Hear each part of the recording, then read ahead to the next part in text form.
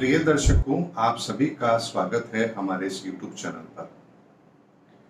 दर्शकों, यदि हम आधुनिक विज्ञान की बात करें तो आधुनिक विज्ञान के अंदर मानव की उन्नति और उसके आगे बढ़ने का क्रम कुछ इस तरह से निर्धारित किया गया है कि पहले मानव आदि मानव थे, जंगलों में रहा करते थे। धीरे धीरे उन्होंने समझना शुरू किया, आग का आविष्कार किया, पहिए का आविष्कार किया और आज का जो आधुनिक मानव है वो उसकी चरम सीमा है। यानी कि हमारी जो विकास यात्रा है वो जंगलों के अंदर आदि मानव से आरंभ हुई है और आज जो वर्तमान स्वरूप है ये हमारा आधुनिक रूप है। लेकिन उसके उलट यदि हम धार्मिक शास्त्र ग्रंथों की बात करें तो यहां पर सृष्टि की उत्पत्ति, उसके बाद उसके विकास का क्रम, सतयुग, द्वापर, त्रेता और कलयुग, ये लाखों वर्षों का समय पूरा का पूरा हमारे सामने है कि हमने किस तरह से इस मानव सभ्यता के विकास की यात्राएं देखी हैं। इसमें कहीं भी ये नहीं आता कि हम पहले बंदर थे और बाद में जाकर के हम इंसानों के वर्तमान स्वरूप के अंदर आए हैं। ऐसे में एक चीज को समझना हमारे लिए बेहद जरूरी है कि आज का आधुनिक विज्ञान हमें संसाधनों की उपलब्धता कराता है। एसी किसी कालखंड में नहीं रहे, किसी युग में नहीं रहे। टेलीफोन किसी युग में नहीं रहे। फ्रिज नहीं रहे। एरोप्लेन नहीं रहे। हालांकि उनका वर्णन हमें मिलता है, जैसे पुष्पक विमान का वर्णन हमें मिलता है, लेकिन उसका इस तरह से उपयोग जो आज हम लोग कर रहे हैं, ऐसा उदाहरण आपको इतिहास में कहीं पर भी नहीं मिलेगा। यानी कि यदि हम ये कहें कि आज का मानव आधुनिक विज्ञान की चरम सीमा पर खड़ा है तो गलत नहीं होगा। जहां पर एक आम आदमी भी हजारों किलोमीटर दूर बैठे व्यक्ति से चंद सेकंड में अपनी बात कर लेता है, आमने सामने लाइव एक दूसरे को हम देख सकते हैं, कोई भी डॉक्यूमेंट्स हैं उसे हम स्कैन करके कहीं पर भी पहुंचा सकते हैं, चैटिंग के माध्यम से हम अपने मैसेजेस भेज सकते हैं, फोटो भेज सकते हैं और दुनिया के किसी भी कोने में कुछ घंटों में हम विमान सेवा के माध्यम से एक जगह से दूसरी जगह पर पहुंच सकते हैं। ऐसे में यह कहना गलत तो नहीं होगा कि आधुनिक विज्ञान बहुत ही आगे निकल चुका है, लेकिन यह आधुनिक विज्ञान हमें केवल और केवल संसाधनों की उपलब्धता देता है। जैसे मैं आपको बात बताता हूं, कोई भी विज्ञान का आविष्कार होता है तो उसके साथ में उसको उपयोग कैसे लिया जाएगा, मानवता के भलाई के लिए लिया जाएगा या उसको संहार के रूप में कोई इस्तेमाल करेगा, इसकी कोई रूपरेखा नहीं होती है। जैसे परमाणु हथियार हैं, आपने अपनी सुरक्षा के लिए बनाए हैं, लेकिन अगर किसी ऐसे व्यक्ति के हाथ में आ जाए या ऐसे देश के हाथ में आ जाए जो मूर्खता की पराकाष्ठा हो, तो आप समझ सकते हैं कि पूरी मानव संस्कृति को खत्म करने में उसकी कितनी बड़ी भूमिका हो जाएगी। इंटरनेट बना, सुविधाओं के लिए बना, लेकिन हम देखते हैं कि इसी इंटरनेट पर कितनी अश्लीलता है और कितना कुछ फ्रॉड भी इसी के माध्यम से होता है। लोगों के खातों से पैसे उड़ाने का काम भी इसी के माध्यम से होता है। यदि मैं परिवहन की बात करूं, हम बहुत जल्दी एक स्थान से दूसरे स्थान पर पहुंचते हैं, लेकिन सड़क दुर्घटनाओं में हम हर साल लाखों लोगों को गंवाते भी हैं। यानी कि इस आधुनिकता की दौड़ के अंदर कहीं ना कहीं हम मानवता को भी खतरे में जरूर डालते हैं, चाहे फिर वो प्लास्टिक का उपयोग करना हो, पेट्रोलियम प्रोडक्ट का यूज करना, उससे एनवायरनमेंट में पॉल्यूशन होता है।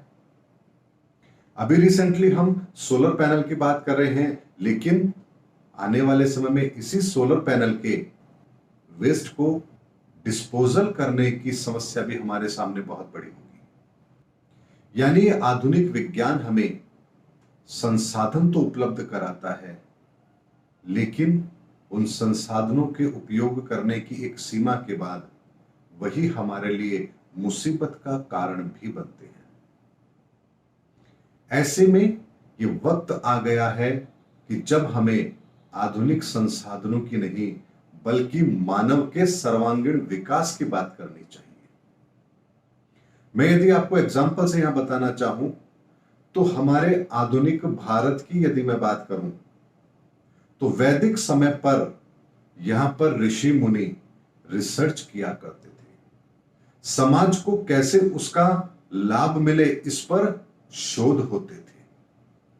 और जब वो लोग शोध किया करते थे तो एक आयोजन किया करते थे और उसे कहा जाता था कुंभ।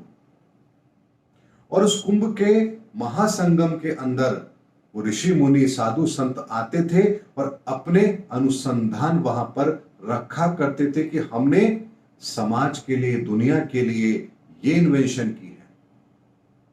और उनकी इस उपलब्धि के आधार पर उन्हें वहां पर सम्मान के साथ अलंकृत किया जाता था, यानी कि श्री श्री 1008, ये आपने पद सुने होंगे, ये उसी लिए मिलते थे कि उन्होंने इस समाज को वो इन्वेंशन दी है जो इस समाज के लिए जरूरी है। और हर 12 वर्ष के अंदर वो लोग इकट्ठा होते थे, अपने अनुभव के आधार पर जो उन्होंने समाज के लिए दिया है वो वहां साझा करते थे। ये था कुंभ के आयोजन का महत्व। वनस्पति विज्ञान हो, जीव विज्ञान हो, ज्योतिष शास्त्र हो, यहां तक कि मंत्र की शिक्षा, धर्म की शिक्षा, राजनीति शास्त्र की शिक्षा, हमारे यदि वेदों का आप अध्ययन करेंगे तो वहां पर यह सारा ज्ञान भरा पड़ा है। चिकित्सा विज्ञान के अंदर आयुर्वेद, वास्तुकला, ज्योतिष विद्या, शक्तियों का आवाहन, मंत्र सिद्धि, न जाने कितनी ऐसी विद्याएं हैं जिनसे हमारे धार्मिक शास्त्र ग्रंथ भरे पड़े हैं। और वो केवल और केवल इंसान के सर्वांगीण विकास की बात करते हैं, बाहर की विकास की वो बात कभी करते ही नहीं है। तभी देखिए दर्शकों, भगवान राम ने वन में रहते हुए भी वो कार्य किए जिसके लिए आज हम उन्हें भगवान की पदवी पर देखते हैं और हर घर के अंदर उनकी रामायण पढ़ी जाती है। आप सोचिए जंगल में क्या सुविधाएं होती है। उनका इतना बड़ा समय जंगल में बीता, लेकिन उसके बाद भी उन्होंने मानवता को एक ऐसा पाठ पढ़ाया जिसका अनुसरण हम आज भी करते हैं। संसाधनों का विकास हमें भौतिकता देता है, भौतिकवादिता देता है, और इंसान का सर्वांगीण विकास, उसके भीतर का विकास एक श्रेष्ठ मानव देता है। और एक श्रेष्ठ मानव इस श्रेष्ठ प्रकृति का एक बहुत बड़ा अहम हिस्सा होता है। जब व्यक्ति का सर्वांगीण विकास होता है, भीतरी विकास होता है, तो वो कभी भी सपनों में भी पर्यावरण को नुकसान पहुंचाने की तो सोच ही नहीं सकता। बर्तन होते थे मिट्टी के, खाने की प्लेट होती थी पत्तों की, यानी कोई भी ऐसा साइकिल यहां पर डिस्टर्ब नहीं होता था कि हमने प्रकृति की कोई चीज इस्तेमाल की और दोबारा वो हमारे लिए मुसीबत बनी हो। ऐसा कोई उदाहरण आपको देखने को ही नहीं मिलेगा। लेकिन ऐसा नहीं है कि उस समय पर भी आधुनिकता कम थी। दिव्यास्त्र, ब्रह्मास्त्र के बारे में आप लोग जानते हैं, और बहुत से लोग थे जिनके पास वो विद्या होती भी थी।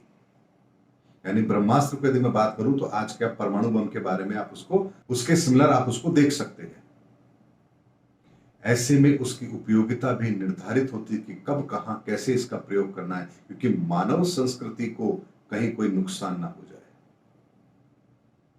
जब तक ऐसी कोई परिस्थिति ना क्रिएट हो जाए कि जब इसका उपयोग करना अति आवश्यक है, तब तक इसका उपयोग नहीं किया जाता था। ऐसा आधुनिक विज्ञान उस समय पर भी था।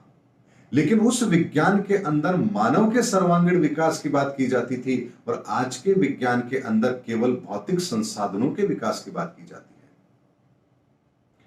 हम चलना तो 1 से 1.5 साल में सीख जाते हैं, लेकिन जीवन के अंदर अपने कदमों को कैसे आगे बढ़ाना है, यह सीखने में पूरी जिंदगी निकल जाती है। बोलना हम चंद सालों में सीख जाते हैं, लेकिन ये पूरी जिंदगी नहीं सीख पाते कि हमें क्या बोलना है, कैसे बोलना है और कब बोलना है। जिंदगी के अंदर आगे बढ़ना हमें पहले दिन से सिखाया जाता है कि कैसे जिंदगी के अंदर तरक्की करनी है। स्कूल जाओ, कॉलेज जाओ, पढ़ो लिखो, आगे कुछ बनो, ये सब हमको पता है। लेकिन जीवन के अंदर बड़ा बन के करना क्या है, ये किसी को नहीं पता। कि एक पद पर आने के बाद उसकी क्या जिम्मेदारियां होती हैं और जो चीज उसने समाज से ली है उसे किस रूप में उसको लौटाना भी है, ये उसको नहीं पता। और यही चीज हम भूल चुके हैं, इसीलिए हमारे सामने आज ऐसी परिस्थितियां हैं जहां पर एक इंसान ही इंसान का दुश्मन है। बहुत पीड़ा होती है जब सुनते हैं इंजेक्शन नकली बिक रहे हैं। ऐसे माहौल में भी ऑक्सीजन सिलेंडर 50,000 में ब्लैक में बिक रहा है। अस्पतालों के अंदर मरीजों को इसलिए लौटाया जा रहा है क्योंकि ऑक्सीजन नहीं है।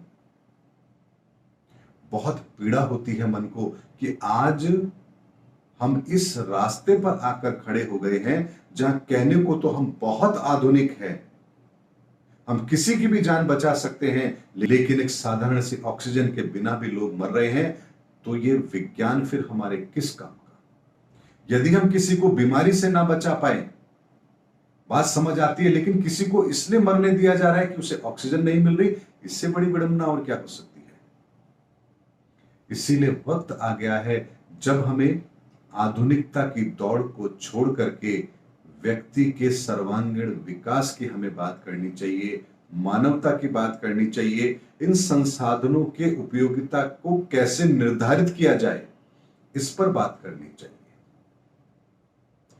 जीवन ये नहीं हो सकता हम पैदा हुए, बड़े हुए, स्कूल में गए, डिग्री ली, नौकरी मिल गई, पैसे कमा रहे हैं, बाल बच्चे पैदा कर लिए, उनके आगे शिक्षा की बात कर रहे हैं, वर्ल्ड में हम घूमते हैं और एक दिन मर जाएंगे। ये जीवन नहीं हो सकता। ऐसा जीवन तो हर पशु पक्षी सभी जी रहे हैं, पैदा होते हैं, अपना काम करते हैं, मर जाते हैं। फिर हम मानव इतने श्रेष्ठ कैसे कहलाए? क्योंकि हमने अपने भीतर की यात्रा भी की है। हम ये जानते हैं कि ये सृष्टि कितनी बड़ी है और इस सृष्टि के अंदर एक इंसान की विकास यात्रा कैसी होनी चाहिए, जहां पर इस प्रकृति का मिनिमम यूज करके मैक्सिमम आउटपुट लिया जा सके, इस सृष्टि को एक ऐसी सृष्टि के रूप में तब्दील किया जा सके जहां पर हर मानव सुरक्षित हो, भयहीन हो,